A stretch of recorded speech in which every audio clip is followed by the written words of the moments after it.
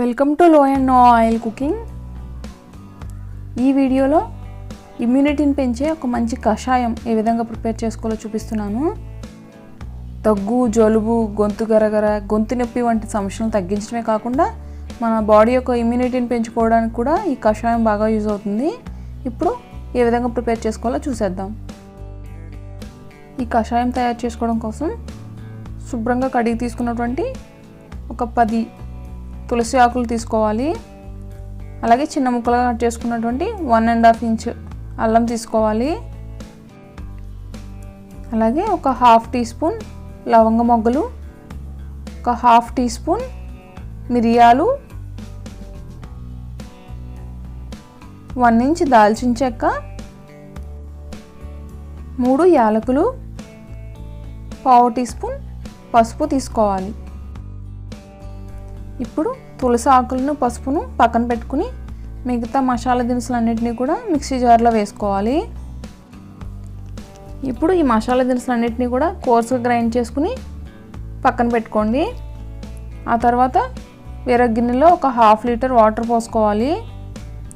ఇప్పుడు తులసి ఆకులు, పసుపు, అలాగే మనం గ్రైండ్ చేసుకున్నటువంటి ఈ మసాలా మిక్చర్ని కూడా వేసుకుని ఒక 5 నిమిషాల సేపు ఈ వాటర్ని బాగా మరిగించుకోవాలి. వాటర్ అన్ని ఈ విధంగా మరిగాక స్టవ్ ఆఫ్ చేసుకుని మూత పెట్టుకుని ఒక 10 నిమిషాలు ఈ వాటర్ని చల్లారనివ్వాలి. ఆ తర్వాత ఈ వాటర్ అన్నిటిని వడకట్టుకోవాలి.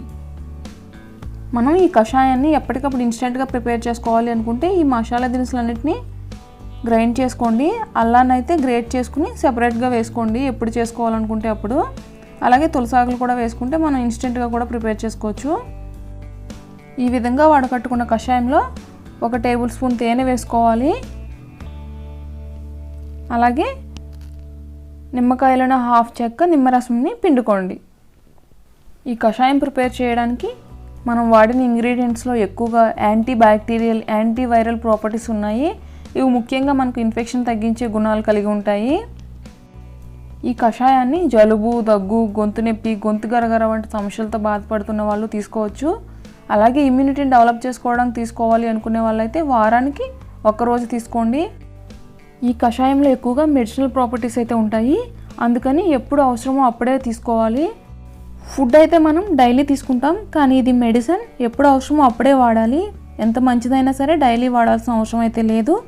ఒకవేళ ఇమ్యూనిటీని డెవలప్ చేసుకోవడానికి తీసుకుంటే మాత్రం వారానికి ఒకసారి తీసుకోండి, సరిపోతుంది. మరెన్నో హెల్తీ అండ్ ఇంట్రెస్టింగ్ రెసిపీస్ని పోస్ట్ చేస్తుంటాను. ఈ వీడియో మీకు నచ్చినట్లయితే లైక్ చేయండి, షేర్ చేయండి. ఛానల్ సబ్స్క్రైబ్ చేసుకోవడం మర్చిపోవద్దు. Thanks for watching.